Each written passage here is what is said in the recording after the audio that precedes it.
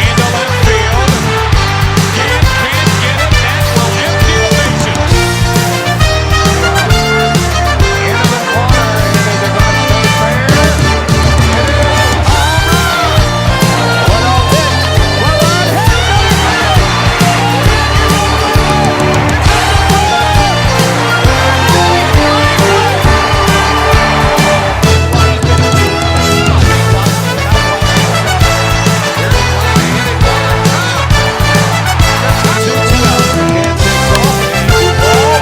is a good stay fair. And it is a home run. Little hit. Willard hit. It is Monday, 12:03, and the NBA playoffs start at 1:30, starting with the Jazz and Nuggets. Denver's favored by 4.5. Then we've got the Nets and Raptors. Raptors are favored by 10. Then we've got the 76ers and Celtics.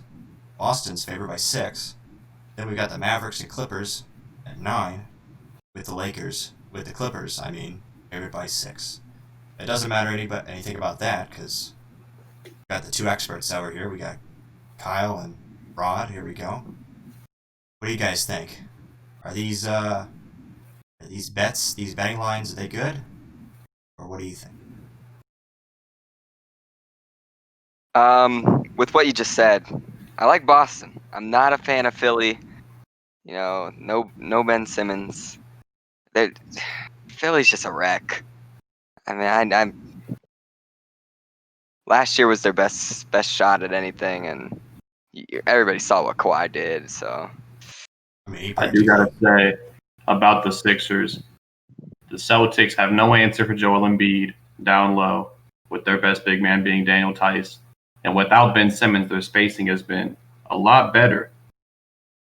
However, I do still got the Celtics winning the series in 7 because the Sixers just don't have an answer for any of their 4 wings. Well, how about we just go down the bracket? We got the Lakers and Blazers.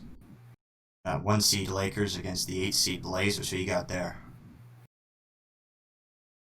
Well, you see, the Blazers have been on fire. Lakers have been in cruise control the whole bubble. They're going to have to get up for this game. While the Blazers, on the other hand, have been playing a Game 7 for the past week and a half. However, I still have the Lakers taking the series home because the Blazers defensively have had no answers for opposing big men, and the Lakers have the best big man in the league in Anthony Davis. I got the Lakers in 6. Blazers going home early. no, I totally agree on most of what you're saying there. Blazers defense has been terrible. Like, they can't stop anybody. But the offense, it's been competing with everybody. Playoff teams. I do like the Lakers overall taking it, but in 7. I think it goes to 7. I think just the Blazers just don't got enough. LeBron is just, he's LeBron James, for gosh sakes. I will say where the Blazers have a chance is the Lakers missing their 2 best perimeter defenders in Rajon Rondo and Avery Bradley, both of which have played good against the Blazers backcourt in the past. That's where they're going to be hurting the series. I'm just interested. I completely disagree with both of you guys. I think, listen, folks, LeBron sold his soul to China. We're going to keep rolling. Folks, here's what you got to take away from this. LeBron sold his soul to China, and now he's going to lose. The Blazers are going to sweep the Lakers, and that ball father, was it that guy putting a freaking English crown in the Lakers, having your entire family be Lakers? It's like, no, you're going to lose to the Blazers, okay? Divine intervention, one could say. 4 games sweep. 4 games. Now, got the Rockets and Thunder. What do you guys think? Start with you, Kyle. Well, it's interesting. CP3 back against Houston. I love what the Thunder are doing. They weren't even supposed to make the playoffs, and now here they are. But Houston's tough, man. Harden has just never been guardable, and Russ has been just playing amazing. I like Houston in 6. You know, you look at what the Rockets do offensively, completely spacing the floor out. Steven Adams is going to struggle with that, running around the perimeter, contesting shots. I would have had the Thunder taking the series, depending on Russell Westbrook's injury, but considering he's only going to miss game 1 and come back soon, I still got the Rockets in 7. Like you said, the Thunder weren't supposed to make the playoffs. It's a surprise they were even here. But, I mean, between Steven Adams and Shai Gilgeous-Alexander, he's been completely inconsistent the whole bubble. I wouldn't be surprised if he has 3 or 4 games where he scores below 10 points. They're just not ready to make a run this year. I'll give you my take. You know, there's a Fleetwood Mac song called that has one of the lyrics said, "Thunder only happens when it's raining." And when it rains, usually it's not good.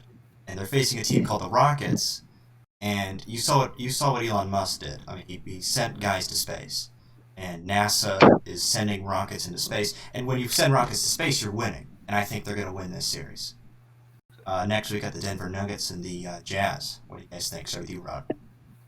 You know, Mike Conley, he struggled all season. He was kind of their blockbuster acquisition in the offseason. And while he has not been consistent this season, he definitely helps. Missing him for the first several games of this series, you know, especially with the Nuggets having a guy like Jamal Murray, it's going to be tough for the Jazz to catch up. And then you compare their difference at the wing position. Michael Porter Jr. having an outstanding bubble, being named all-bubble second team, and the Jazz's best perimeter player, Bojan Bogdanovic, not even appearing in the bubble. That's just too big a gap to close there. I got the Nuggets winning in 6. Yeah, I would have said, I mean, maybe even Jazz in 7. I don't know. I probably would have stuck with the Nuggets, but then no Mike Conley. And then MPJ, I mean, he's just been on a tear. And I think he continues, and he has an outstanding round 1, and Nuggets in 6 as well. I'll give you my take. The music genre has not been really relevant since the 1920s, and I think Denver, with the legalization of marijuana, I think will give them the edge in 4. Another sweep. I got. And now we've got the Clippers and Mavericks. Start with you, Rod. You look at the games they played this season, Clippers have swept the series. The Mavericks do not have the talent on the perimeter to stop guys like Kawhi Leonard, Paul George. And you look at their last game, for example, Clippers dominated them down the stretch without their 2 best players off the bench, Lou Williams, Montrezl Harrell. You look at them 2 coming back, Clippers fully healthy. I don't see the Mavericks having much of a chance. I got Clippers in 5. Yeah, Luka and Kristaps, I mean, they're stars, man. They're stars. They're doing great things, but they're not there yet. They're not able to compete with a team like the Clippers. I mean, Kawhi, we saw Kawhi in the playoffs last year. I mean, come on now. 5 or 6, I wasn't sure whether I could give Dallas 2 games, but I'm gonna say Clippers in 6. I think Luka and Kristaps buy him 2. No more. I'll give you my take. You know, the Clippers, you look at my hair. The Clippers don't work. They are dysfunctional. They are terrible. It's a 2 seed. I think they, at best, are a 9 seed, and that misses the playoffs. So, I mean, the Mavericks are an easy 7-game series win, if that makes sense. You know, I think, I know what I'm talking about. You know. It's the truth. Yeah, it is the truth. Last time I watched basketball, I think it was 2009. So, I'm just picking up where I left off. Yeah. Then on the East, Bucks Magic. Kyle, start with you. Sweep. It's a sweep. I don't like the Magic at all. I don't know where even is Orlando? Like, why are y'all in the playoffs? You're wasting your time. You didn't even win the dunk contest multiple years, Aaron Gordon, you're talking. Just go back to filming the TikToks like you were doing at All-Star break. Bucks in 4. Yeah, I got to agree here. The Magic are basically playing in their home court, and it doesn't feel like that at all. They've come out looking like straight cheeks here. I will say they are an amazing team defensively. And I think the Bucks in a 4-game series could have a bad shooting night. I think the Magic could steal a game. However, that's the best they're doing. They're out of here soon. You know, again, I completely disagree with you guys. I think the Magic are going to find some magic and sweep the Bucks because, listen, the Bucks are a natural prey, and when you're a team called the Magic, you can do whatever you want to get the prey. You know? And I think they're going to do that. I think Giannis, Greeks mess up everything. They don't have good salad. They're Euros. They make on flatbread. They're not even real bread. At least put it in a hamburger bun. But they use goat meat. Like goat meat. It's cows. Just ditch the Euro, make a hamburger, and that's why I think the Magic are gonna sweep the Bucks. Yeah. And then we got the Pacers and Heat. 4-3. Let's go, Kyle. Now we all know about the Jimmy Butler and the MJ Warren. Little. But we know MJ Warren in the bubble is he's up here, right? Then we got TJ Warren down here. TJ Warren comes out when he plays against Jimmy Butler. Unfortunately, they're playing against Jimmy Butler. I got Heat in 5. Kyle, I would agree with that if the news recently hadn't come out that the Pacers were getting back not only MJ Warren but Domantas Sabonis, their all-star in this series. I forgot about him. If you look at the season series in the regular season, the Heat did win. However, we have not seen a fully healthy Pacers team since basically the season opener. I don't think the Heat are prepared for what a healthy Pacers team brings. I still got the Heat, but in 7 games. I've got an interesting take on this one. Listen, temperature's getting colder. That's not good for the Heat. The Heat need warm weather. And the playoffs is always about you got to pace yourself. Pacers pace themselves. I think they're going to sprint against their name. They're going to not pace in the playoffs. They're going to sprint to the playoffs. They're going to go right past the Heat and all the way to the finals. But we'll get to that soon. We get the Pacers in 6.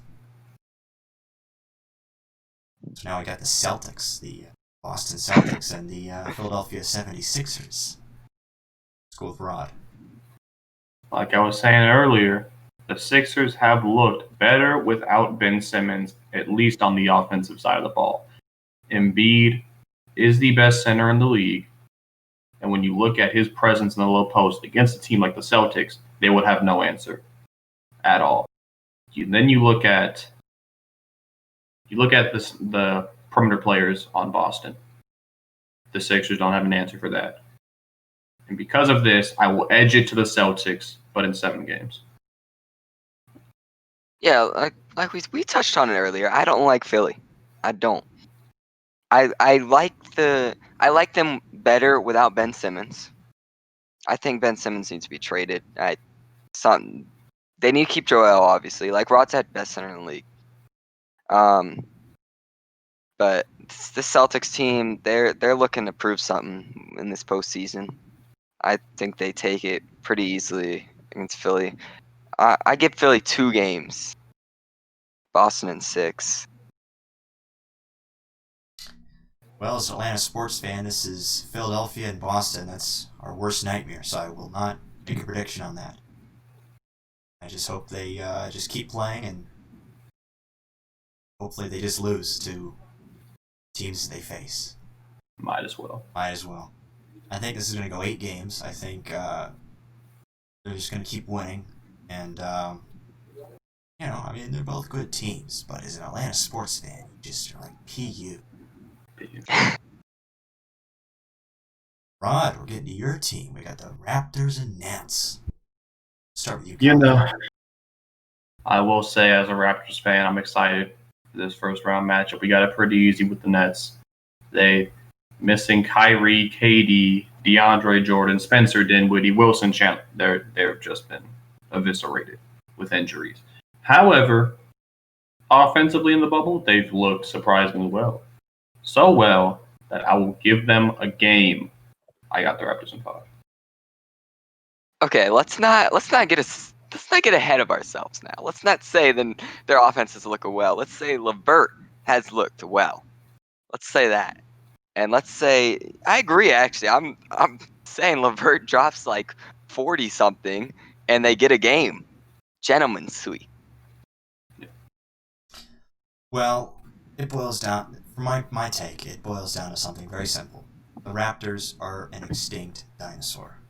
So I think that, and listen, when you use nets to fish, you're going to catch fish. And I think the Nets will easily sweep Raptors. The Raptors are fossils now, because it's been 75 million years since they've had any competition, since they've been alive. I think they can just get a 2 seed and win the NBA Finals? No, this isn't 2019. You can't. I mean, extinct. Your fans don't even know any of you guys. Yeah. You know, over here trying to. They're like T-Rex. Oh wait, no, he's gone too. You know, Yeah. Long-time owner. He really helped these guys. He moved them to Toronto too. He's like T-Rex. Yeah. You know, I'm just blabbering on. I don't know what I'm talking about, but I mean, this is just. You know, that's the first round predictions. We'll see how we turn out. So let me just throw a question in there, both of y'all. All right, one. Let's do this, right? I want one team that's a favorite, heavy favorite that's gonna take care of business 100%. Then I want one team that's gonna your best probability of an upset. Well, my team that's going to get it done, I got to go with the Clippers. All season, no controversy. Only problem with them has been their effort. When they're 100%, they're the best team in the league. A team that I think could fold and collapse, I got to go with the Bucks. That they have not looked good in the bubble. Eric Bledsoe is known to choke in the playoffs. And I think if they go against a team like Toronto or Boston that challenges them physically, I think they could drop the series.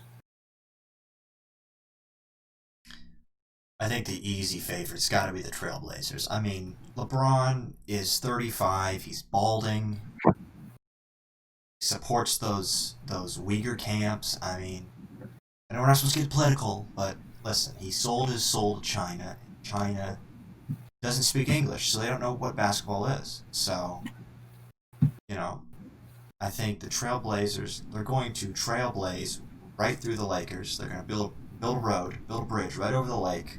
Have no trouble. And I think a team that's going to surprise some folks might be the Clippers, you know. Just, you know, I think, you know, scissors, you know, I don't know what I'm talking about. So, you know, I think if you use some clippers on my hair, you could surprise some folks. And I think that's what's going to happen here.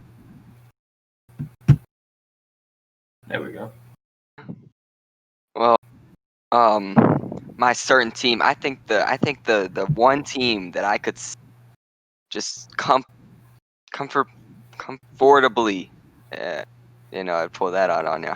But I could put all my money, and I think it would be on the Raptors. I think they easily take care of business in that first round.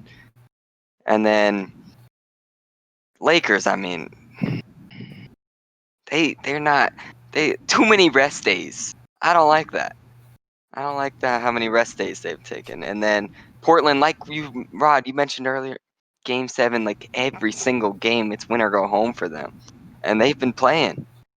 I mean, if Nurkic, Dame, CJ, if they all show up, like, and play consistently, which, I mean, we haven't really seen from Nurkic. I feel like he always plays with, I look, and he has 5 fouls in the late third quarter.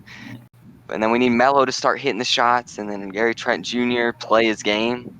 They can do it. And I would love to see it. I'll tell you one more team to look out for: the Phoenix Suns, going 8-0 in the bubble and missing the playoffs. They're going to be a team to look out for this team. This NBA playoffs. I think they're going to go deep. I think they're going to have a lot of good food at their parties, their watch parties, and the couch is going to be full of talent. Better watch out. That's the best watch party, I think, in the country. I think they're not nobody's losing. going to stop them. Nobody's going to dethrone them. They are not losing. They might have a full couch every day. They might have some good chips and dip. Maybe you bring out the salsa. They bring out the salsa. I don't think Oh, anybody's going to beat it. That's my take. That was a good one, John. Couch full of talent.